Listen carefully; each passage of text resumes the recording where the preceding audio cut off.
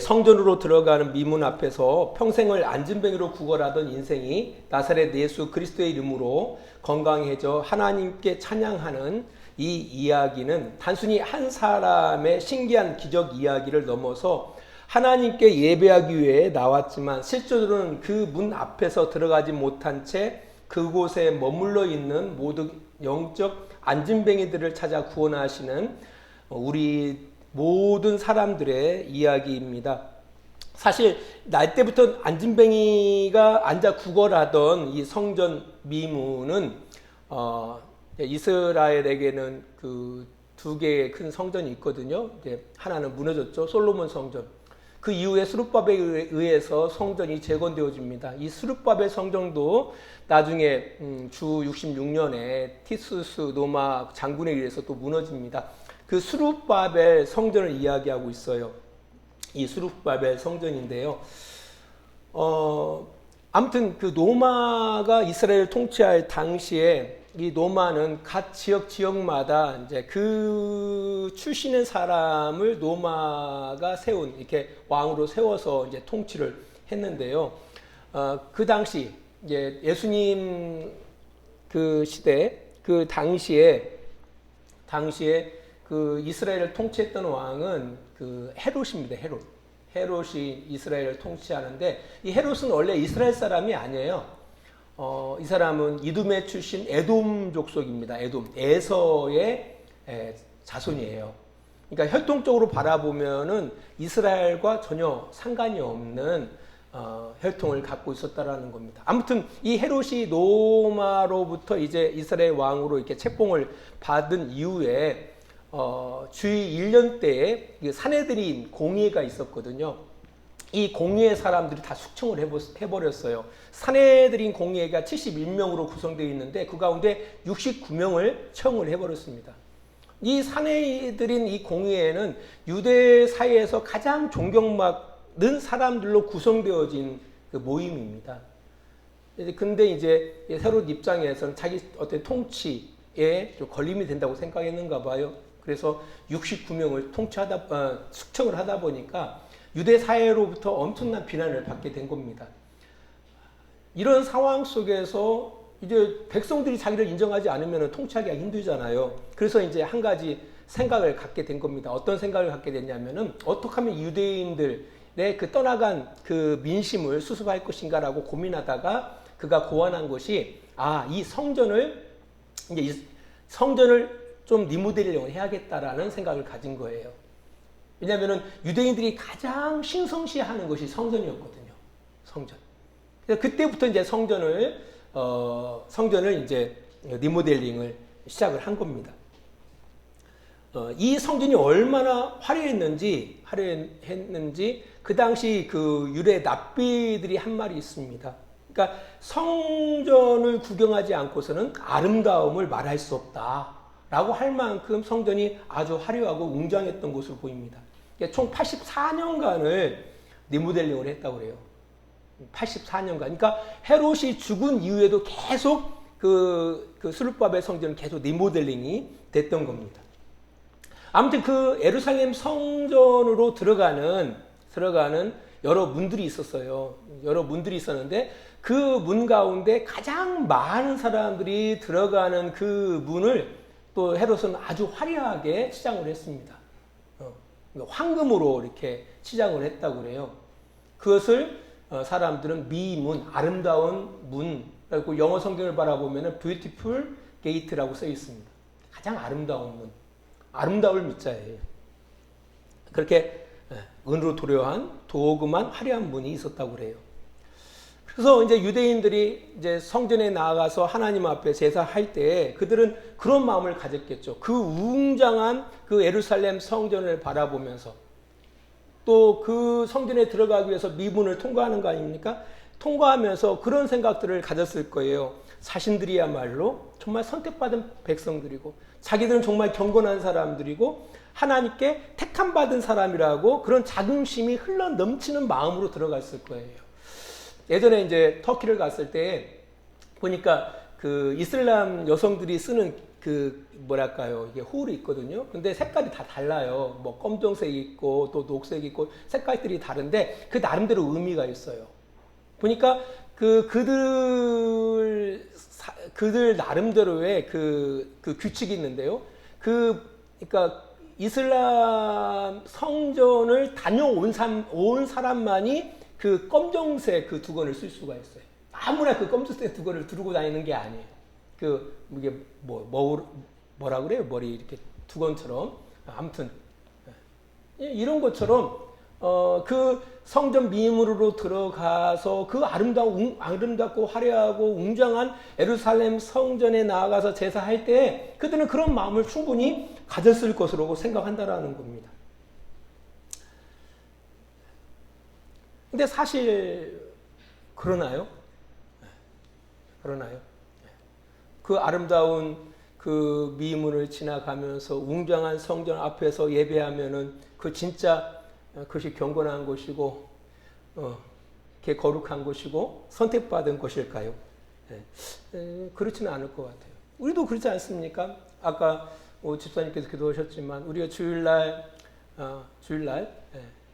시간을 구별해서 교회에 나와서 이렇게 예배하면은 여러분 거룩합니까? 난 선택받은 사람이야 라는 그런 마음이 듭니까? 나는 정말 훌륭한 사람이야 이런 마음들을 갖습니까? 그러나 사실은 그렇지는 않다라는 겁니다. 그러니까 우리가 걸어서 그 아름다운 성전 미문을 통과하고 그 아름다운 웅장하고 화려하게 꾸며진 성전 앞에 가서 하나님 앞에 제사하는 것 결코 나쁜 거 아니죠. 귀한 거예요. 하지만 그 모임 가운데 참여한다고 해서 우리가 거룩한 하나님의 백성이고 우리가 선택받았고 이렇게 이야기하기에는 조금 그렇다라는 겁니다. 오히려 그런 마음들이 오히려 우리가 하나님 앞에 더 나아가는데 방해가 될 수가 있다라는 거죠. 방해가 될 수 있다라는 거죠. 사실 성전은 진짜 하나님이 우리를 만나주시는 곳이에요. 성전. 예전에 한번 성전에서 말씀을 드렸지만 성전에서 우리가 기도할 때에 하나님께서 성전 가운데 그 기도를 들으시고 그러니까 인간과 하나님이 만나시는 그 장소가 성전이거든요. 만나시는 장소. 그러니까 인간이 성전에 들어간다고 해서 하나님을 만나는 게 아니라 아무튼 그곳에 가서 하나님을 만나는 거거든요. 중요한 것은 만나는 것과 그곳에 참여하는 것과는 좀 차이가 있다라는 거죠. 어떻게 보면은 이 당시에 유대인들의 생각 속에서는 그 자체로 만족했던 것으로 보입니다. 그러니까 자기 생각했던 거죠. 자기 생각.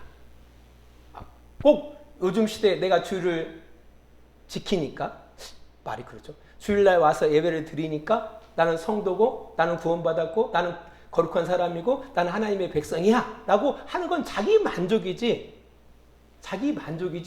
그렇지 않을 수가 있다라는 거죠. 그렇지 않을 수가 있다라는 거예요. 이걸 우리가 잘 생각해 보야 한다라는 겁니다. 또 어떤 차원에서는 그것으로 우리가 스스로 자만하면서 스스로 자기 자신을 유로하면서 하나님 앞에 더 나아가지 못하고 그 근저리에 머물고 살아가는 꼭 이 안진뱅이가 날 때부터 안진뱅이 되어진 이 이가 성전 미문에서 사람들의 작은 그 적선에 그 만족하고 평생을 살아가는 것처럼 우리도 그런 인생을 살고 있는지 모른다라는 겁니다. 그러니까 사실 이 이야기는 이 안진뱅이 한 사람을 위한 이야기가 아니에요. 바로 우리들을 향한 이야기라는 거죠. 여러분은 어떻습니까? 만일 우리가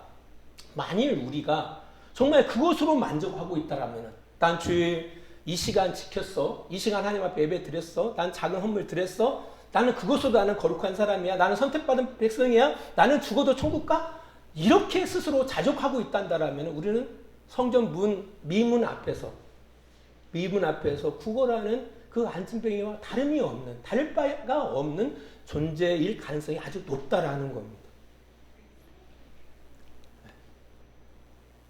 이제 아무튼 간에 이 인생, 이 안진뱅이 되어진 이 인생을 하나님께서 찾아오셔서 그를 구원하신 이야기가 오늘 본문의 이야기예요. 그래서 이 이야기는 단순히 이 한 사람의 이야기가 아니라 우리 모두의 이야기라는 겁니다. 참 재밌는 것은 이 안진뱅이의 이 사건으로 인해서 많은 사람들이 진정 하나님 앞에 찬양하고 예배하는 이 회복이 있게 되어집니다. 있게 되어져요. 우리 잠깐 사도행전 3장 말씀을 보겠습니다. 3장 8절 말씀 보겠습니다. 3장 8절. 뛰어 서서 걸으며 그들과 함께 성전으로 들어가면서 걷기도 하고 뛰기도 하며 하나님을 찬송하니. 누가요? 이 안진뱅이가.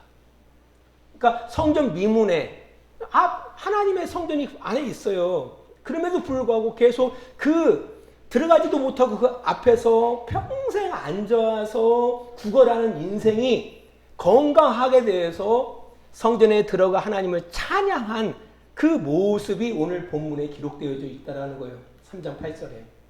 이 일로 말미암아 어떤 일이 일어나는지를 우리 사도행전 4장 21절 말씀 보겠습니다. 4장 21절 봅니다. 관리들이 백성들 때문에 그들을 어떻게 처벌할지 방법을 찾지 못하고 다시 유업하여 놓아주었으니 이는 모든 사람이 그 된 일을 보고 하나님께 영광을 돌립니다. 모든 사람이 그 된 일, 누구에게 된 일? 그 안진뱅이, 평생 동안 안진뱅이로 죽어가는 인생이 건강하게 되어져서 하나님 앞에 찬양케 된 일을 보고서 모든 사람이 뭐 했다라는 거예요? 하나님 앞에 영광을 돌리게 되었다라고 이야기하고 있는 겁니다. 재밌죠? 그러니까 이 안진뱅이 한 사람의 기적으로 머물지 않고 이 기적이 많은 사람들이 회개하고 하나님께로 돌아와서 하나님 앞에 찬양하게 되는 그 결과를 이루라는 거예요. 그 결과를 만들더라는 겁니다. 그러니까 이게 어떤 한 사람의 사건이 아니라는 거죠. 이런 차원에서 오늘 우리도 이 설교를 통해서 우리가 정말 아직도 그 성전 미문에서 머무는 평생을 그 안진뱅이, 영적인 안진뱅이로 머물고 있는 우리 인생 가운데 하나님이 찾아오셔서 우리를 건강케 하는, 그래서 하나님을 진정으로 찬양하고 영광 돌리는 이 놀라운 복이 우리에게 있기를 축원합니다. 이런 차원에서 이 성경을 볼 필요가 있어요. 볼 필요가 있다라는 겁니다. 자, 그렇다면은요, 정말 이들이 진정 하나님을 만난다는 게 뭘까? 그죠? 하나님을 만난다라는 게 뭘까? 하나님께 영광 돌린다라는 게 뭘까? 진짜 하나님과 만나서, 하나님과 인격적인 하나님을 만나서 하나님께 진정 예배하고 하나님의 백성, 하나님의 거룩한 백성으로 산다라는 게 뭘까? 이제 이 부분을 우리가 좀 살펴볼 필요가 있다고 생각합니다. 우리 사도행전 2장 47절 말씀입니다. 사도행전 2장 47절입니다. 이 사건은요, 오순절 마가의 집에 모였던 예수 공동체에 성령 강림이 임하잖아요. 이 일로 인해서 많은 사람들이 회개하고 주께 돌아오거든요. 그들이 함께 예수 공동체 가운데 모이게 되어지고 그들이 하나님 앞에 찬양하게 되어져요. 40절 봅니다. 47절. 하나님을 찬미하며 또 온 백성에게 친송을 받으니 주께서 구원받는 사람을 날마다 더하게 하시니라. 그들이 뭐 했다고요? 그 모인 사람들이 하나님을 찬양했어요. 영광 돌렸어요. 근데 그 다음에 어떤 내용이 기록되어 있습니까? 또 온 백성에게 친송을 받으니. 이게 무엇이 진정 하나님과 올바른 관계를 가지고 하나님 앞에 예배하는 사람이냐, 하나님께 영광 돌리는 사람이냐라고 할 때 단순히 우리가 교회 나와서, 주일날 교회 나와서 하나님 앞에 찬양하고 기도하고 말씀 듣고 이것이 하나님과 온전한 관계 가운데 하나님께 예배하고 살아가는 것이 아니라, 하나님의 거룩한 백성으로 살아가는 것을 이야기하는 것이 아니라, 오늘 성경을 바라보니까 그들이 하나님을 찬미했을 뿐만 아니라 온 백성에게 친송을 받았다라는 거예요. 이게 중요한 겁니다. 온 백성에게 친송을 받았더라. 세번역 성경을 바라보니까 호감을 샀다라고 이야기하고 있어요. 온 사람들에게 호감을 샀다라는 겁니다. 이 사람들이. 좀 재밌잖아요?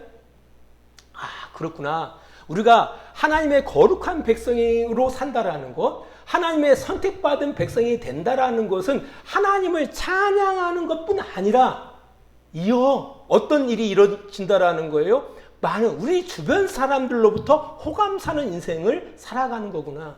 이게 구원받는 사람의 모습이구나. 이것이 바로 선택받은 백성의 모습이구나라는 것을 확인할 수가 있다라는 겁니다.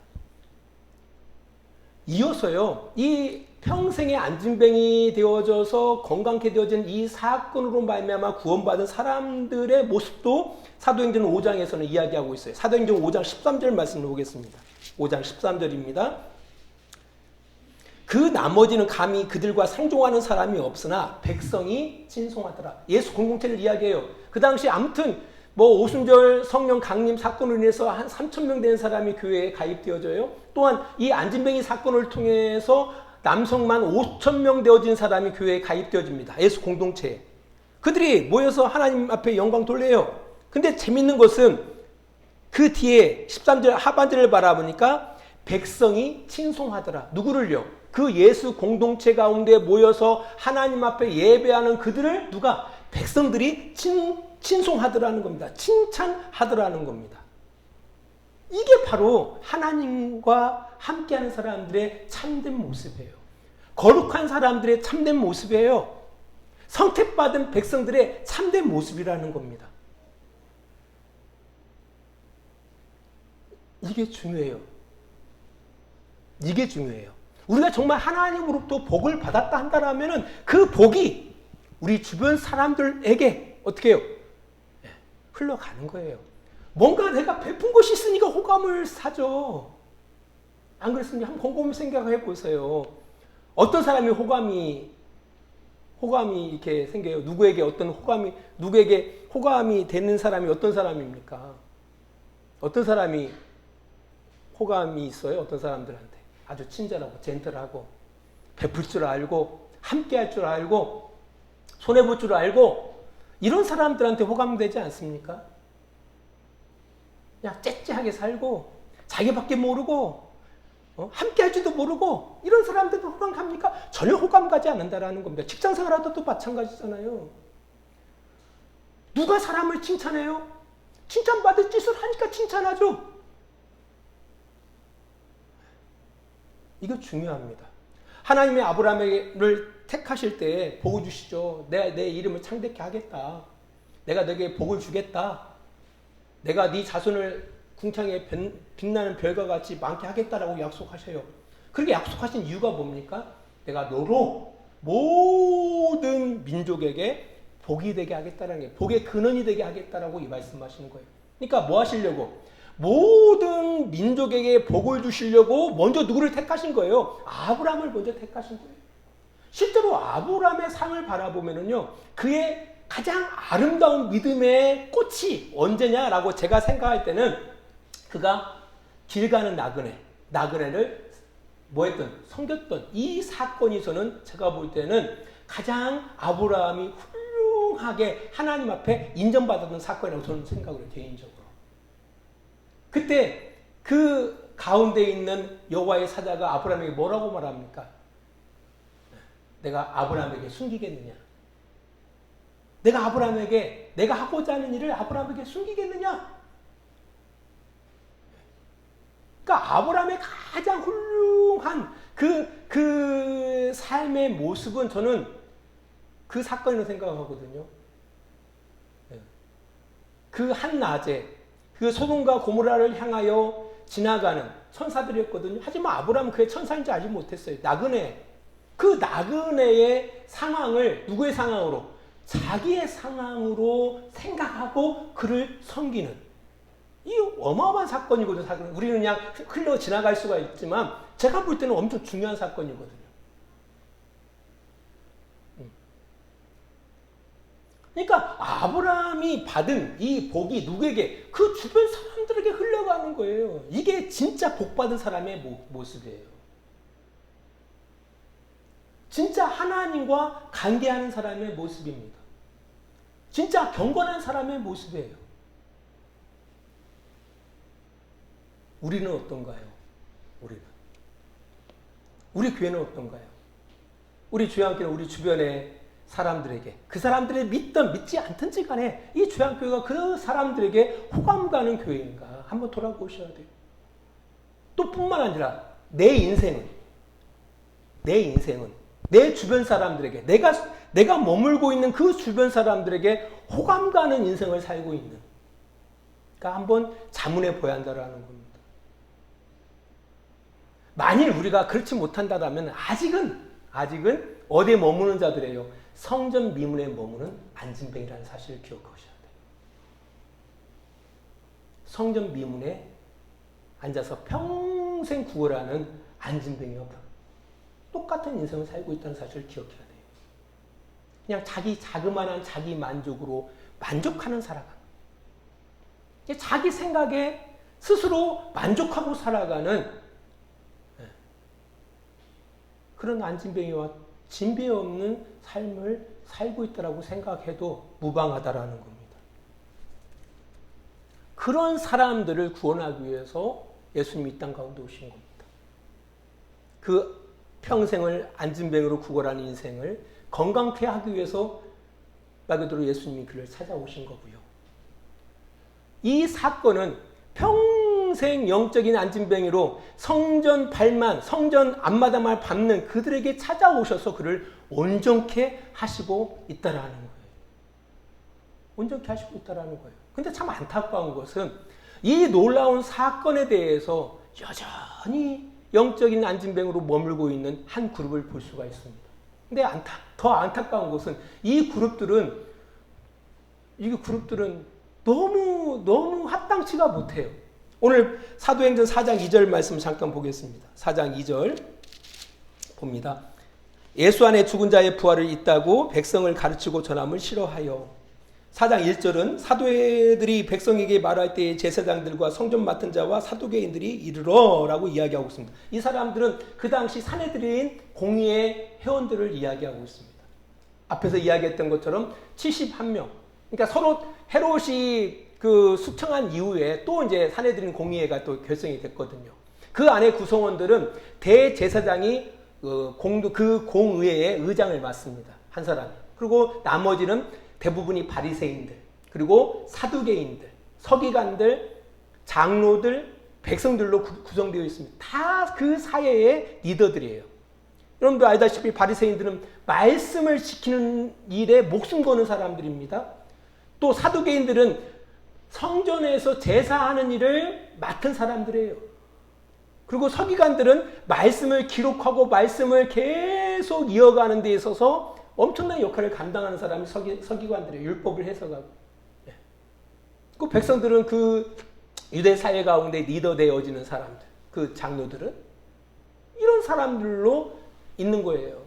이런 사람들, 그 당시 이 이스라엘 공동체는 종교 공동체잖아요. 유일신 하나님을 믿는. 그래서 단지 그 신앙하고 뗄 수 없는 사람들이거든요. 그러니까 그 지역 사회에서 적어도 이스라엘 공동체 가운데 하나님을 가장 잘 섬긴다라고 하는 사람들이 그 공동체 가운데 일원이 될 수 있었다라는 거죠. 근데 너무 아이러니컬하게도 전혀 이들은 변화가 없어요. 이들은 변화가 없어요. 그들은 뭐 진짜 하나님 앞에 나와서 찬양하고 뭐 이런 부분들을 찾아볼 수가 없습니다. 이들의 반응을 바라보니까 성경은 이렇게 이야기하고 있어요. 오히려 예수 안에 죽은 자의 부활이 있다고 백성들을 가르치고 전하는 것을 싫어하더라. 그리고 3절을 바라보니까 4장 3절을 봐도 그들을 잡음에 날이 이미 저물었으므로 이튿날까지 가두었다라고 이야기하고 있습니다. 생각해 보세요. 아니 베드로와 요한에 의해서 40년 동안 안진뱅이 된 사람이 건강하게 됐어요. 그리고 많은 사람들이 이 사건을 통해서 예수를 믿고 회개하고 돌아와서 말 그대로 이렇게 변화된 삶을 살아가는 거예요. 이들은 그 당시 유대 사회의 지도자들이에요. 아니, 그 많은 사람들이 변화받아서 주변 사람들에게 호감 가는 인생, 칭찬받는 인생을 살아가면 얼마나 그 사이가 아름다워지겠어요. 근데 전혀 그 모습에 대해서는 전혀 관심이 없어요.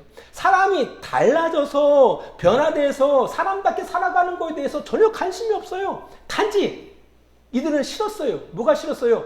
예수 부활에 대해서 전하는 것을 싫어했다라는 거예요. 예수가 다시 살아났다. 예수 안에 부활이 있다. 뭐 이런 도를 전하는 그 자체가 싫어였어요. 그러니까 사람이 변화되고 뭐 건강하게 되어지고 이런 부분에 대해서 전혀 관심이 없는 겁니다. 그럼 도대체 그 사람들은 뭐에 관심이 있었던 거예요? 그 사람 예배 집내에 가장 큰 리더들의 모임이거든요. 그리고 말씀을 지키는 일에 목숨까지 거는 사람들이란 말이에요. 그 대부분의 사람들이. 그리고 거기는 그 회의가 만장일치예요. 만장일치. 하나님과 뗄래야 뗄 수 없는 그 관계 가운데 주어진 직분 가운데 서진 사람들이에요. 근데 이들은 전혀 사람이 돌이켜서 사람답게 살아가는 그런 모습에 대해서 전혀 관심이 없어요. 왜 그들이 예수의 부활을 전하는 것을 싫어했을까? 그 이유는 있어요. 왜냐하면 이 사내들이 공의회가 누구를 잡아서 예수를 잡아서 뭐 한 겁니까? 신문에서 자기들은 사형권이 없거든요. 사형권은 로마 당국에만 있었던 거예요. 그래서 그 당시에 로마 집정관에게 이 예수를 끌고 간 거예요. 끌고 간 거예요. 근데 그 예수가 부활해서 살아났다고 하니까, 그리고 이런 일들을 행하니까 불안했겠죠. 불안했겠죠. 그러니까 듣기 싫어했던 거예요. 자기들이 한 일이 있기 때문에. 한 일이 있기 때문에. 그러니까 거기에 관심이 없어요. 사람들이 변화되어지고 진리 가운데 살아가고 생명답게 살아가는 거에 대해서 전혀 관심이 없었다라는 거예요. 그러니까 도리어 그렇게 전하는 이들을 향해서 싫어했고 잡아서 가두고 그 뒤에 성경을 바라보니까 협박하고 경고하고 할 수 없이 풀어주는 이런 일을 행하더라는 겁니다.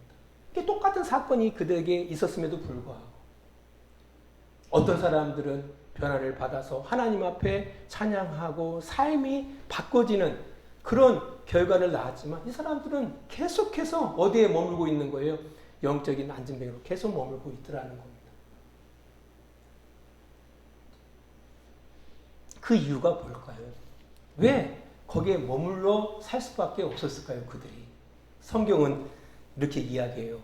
특별히 의사 누가는 이 사도행전의 저자는 이렇게 이야기합니다. 우리 오늘 본문 4장 21절 말씀을 잠깐 볼게요. 관리들이 백성들 때문에 그들을 어떻게 처벌할지 방법을 찾지 못하고 다시 유업하여 놓아주었으니 라고 이야기하고 있습니다. 이 관리들은 사내들인 공의의 사람들을 말합니다. 그들이 누구들 때문에? 백성들 때문에 그들을 어떻게 할지 처벌할지 방법을 찾지 못하고 그냥 할 수 없이 풀어준 거예요. 그들이 두려워했던 건 뭡니까? 사람들을 두려워했다라는 거예요. 백성들을 두려워해서 그냥 풀어줬다는 겁니다. 만일 백성들이 누구를 그 사내들인 공의회를 지지하고 오히려 베드로나 요한을 갖다가 뭐 싫어하고 뭐 예를 들어서 이들이 이단의 계수에 깨 빠져서 이런다더라 막 했다 한다라면은 아마 다른 어떤 결정을 쳤을 거예요. 그것은 이후에 우리 사도행전을 바라보면 확인할 수가 있습니다. 사실 예수를 죽일 때도 어떻게 죽였어요? 사람들을 미리 선동을 시켜가지고 예수를 죽게 만들었잖아요. 이들이. 근데 지금 상황에서는 이 백성들이 바라보니까 누구 편을 들고 있는 거예요? 이 베드로와 요한 편을 들고 있는 거예요. 근데 그 백성들 때문에 그 결정을 못 내리는 거예요. 그냥 할 수 없이 풀어주는 겁니다. 그 이유가 어디 있느냐라고 할 때 바로 사람들을 바라봤다라는 거죠. 그들은 철저하게 사람 앞에서 살았던 사람들이라는 거예요. 사람들 앞에서 살던 사람들. 그 이유가 그들이 영적인 그런 안진뱅이로 평생을 살아가고 그들에게 좋은 기회가 있음에도 불구하고 그 기회를 기회로 삼지 못했던 가장 큰 이유는 바로 뭐냐면은 그들이 사람들 앞에서 살았기 때문에 그렇다라는 거예요. 이 부분을 베드로와 요한은 이렇게 이야기를 해요. 19절 바라보세요. 베드로와 요한이 대답하여 이르되 하나님 앞에서, 이게 중요해요. 너희의 말을 듣는 것이 하나님의 말씀을 듣는 것보다 옳은가 판단하라. 적어도 베드로와 요한은 그가 어떤 생각을 갖고 있어요? 우리 모두가 다 누구 앞에 있다고요? 하나님 앞에 있다라는 거예요. 우리가 하나님 앞에 없는 인생이 없어요. 다 하나님 앞에서 살고 있어요. 근데 중요한 것은 우리가 평생을 영적인 안진뱅이로 성전 미문에서 구걸하는 인생은 어떤 인생이냐라고 할 때 세상 앞에서 살아가는 사람. 하나님 앞에 있다는 사실을 전혀 실감하지 못하고 누구의 말을 듣고 사람의 말들을 듣고 인생을 살아가는 사람들. 이건 어디에서 벗어날 수가 없어요? 그 영적인 안진뱅이에서 벗어날 수가 없다라는 거예요. 반면에 우리가 이 협박과 위협과 뭐 엄청난 경고와 신변에 여러 가지 많은 어려움이 있음에도 불구하고 우리가 하나님 앞에 있다라는 그 인식을 가지고 하나님의 말씀 듣는 것이 옳다 여기고 우리의 인생을 꾸려나갈 때 어떤 삶을 살아갈 수 있어요? 하나님 앞에 진정으로 예배하는 인생을 살아갈 수가 있다라는 거예요. 건강한 인생을 살아갈 수 있다라는 거예요. 진리된 인생을 살아갈 수가 있다라는 거예요. 생명다운 인생을 살아갈 수가 있다라는 거예요. 그것은 여러분의 선택이에요. 여러분이 계속 안진뱅이로 머물고 살 것인지, 아니면은 건강케 되어 하나님을 진정으로 예배하는 인생을 살아갈 것인지, 이것은 여러분이 선택해야 할 부분이에요. 내가 하나님 앞에 있다라는 사실을 꼭 기억하셔야 돼요. 어떤 누구도 예외가 없습니다. 우리 모두는 다 하나님 앞에 있어요. 좋습니다. 거기까지는. 그 다음 선택해야 할 것이 있어요. 그건 인식해야 할 것이고, 누구 말을 듣고 살 것인가. 세상 환경의 소리를 듣고 거기에 우리의 인생을 맞춰 살 것인가, 아니면은 하나님의 말씀을 듣고 그것이 판단의 기준이 되어져서 우리 인생을 꾸려 살 것인가. 거기에 여러분의 인생이 달려있다는 사실을 꼭 기억하시기 바랍니다. 말씀 구약의 한 말씀만 우리가 말씀 읽고서 말씀을 마무리하겠습니다. 룻기서입니다. 룻기서 3장입니다. 3장에 이 룻이 이제 모압 땅에서 가부가 되지 않았습니까? 가부되었던 이 룻이 시므를 따라서 예루살렘에 이제 올라오죠. 베들레헴에 올라와서 결국 나중에 그 보아스와 결혼해서 이 다윗 혈통의 그 이제 할머니가 되어지는데요. 아무튼 그를 향해서 그 보아스가 한 말을 기억해 보셔야 돼요. 3장 10절 말씀입니다. 제가 읽어드릴게요. 그가 이르되 내 딸아 여호와께서 네게 복 주시기를 원하노라. 네가 가난하건 부하건 전문자를 따르지 아니하였으니 네가 베푸는 은혜가 처음보다 나중이 더하도다. 이 젊은 가부예요. 젊은 가부임에도 불구하고 환경의 소리를 듣지 않았다라는 거예요. 젊은 자를 따르지 않았다라는 거예요. 그 사람이 가난하든 부하든 젊은 자를 따르지 아니하고, 그럼 뭘 따랐다라는 거예요? 신앙의 양심을 쫓았다라는 거예요. 신앙의 양심을 쫓았다라는 거예요. 시므의 하나님, 그러니까 나오미의 하나님을 쫓았던 거예요. 하나님을 쫓았다라는 거예요. 여러분의 인생도 이런 인생이 되어지기를 소원합니다. 기도하겠습니다. 하나님 아버지 감사합니다. 우리가 어디에 서 있는지를 보기를 원합니다. 아직까지 우리가 성전 미문에 앉아 안진뱅이로 그런 작은 그 적선에 만족하고 우리 인생을 꾸려나가고 있단다라면은 오늘 예배 가운데 찾아오셔서 말씀으로 역사하신 하나님 아버지의 그 능력 가운데 참으로 우리 안에 그런 놀라운 역사들이 일어남으로 말미암아 우리가 건강하게 되어 하나님을 찬양하고 온전한 삶을 살아가기를 소원합니다. 하나님, 이 안진뱅이의 이 기적적인 이 사건이 오늘 예배하는 모든 성도들의 기적으로 이루어져서 우리가 건강한 그 신앙인의 삶을 꾸려나가기를 소원합니다. 그러기 위하여 참으로 우리가 누구 앞에 서 있는지를 항상 기억하기를 원합니다. 우리가 하나님 앞에 있음을 늘 기억하게 하시고 또한 우리가 누구의 말을 듣고 살 것인지를 곰곰이 생각하면서 무엇이 옳은지 우리가 판단하면서 우리 인생을 지롭게 꾸려나가기를 원합니다. 바라기는 우리가 하나님 말씀 듣는 것을 옳게 여기고 그 말씀을 듣고 판단하고 우리 인생을 결정해 나갈 수 있는, 그래서 온전히 구원받은 복된 삶을 꾸려나갈 수 있는 복된 우리 주님교회 성도들이 다 되게 하여 주시기를 원합니다. 이제는 우리를 사랑하시는 우리 아버지 하나님의 그 크신 사랑하심과 예수 그리스도의 십자가의 은혜하심과 성령의 감화와 감동과 지키시고 인도하심이 오늘도 시간을 구별하여 주님 앞에 나와 주님의 말씀대로 주님의 뜻대로 살아가기를 원하는 귀한 성도들과 그들의 가정과 직장과 사업장이 다 되어지기를 예수 그리스도의 이름으로 간절히 축원하옵나이다. 아멘.